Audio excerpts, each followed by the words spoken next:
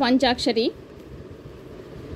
नागेन्द्रहाराय त्रिलोचनाय भस्मांगरागाय महेश्वराय नित्याय शुद्धाय दिगंबराय तस्मै नाकाराय नमः शिवाय।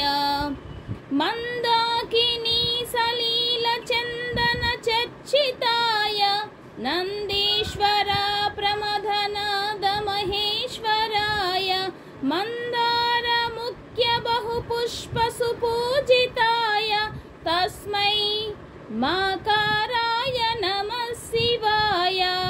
शिवाय गौरी वदनारविंद सूर्याय दक्षाध्वरनाशकाय श्रीनीलकंठाय वृषध्वजाय तस्मै सीकाराय नमः शिवाय।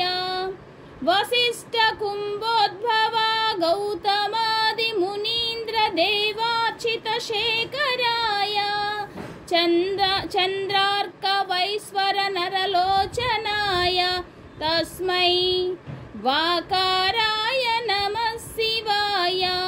यक्षस्वरूपाय जटाधराय पिनाकहस्ताय सनातनाय दिव्याय देवाय दिगंबराय तस्मै याकाराय नमः शिवाय।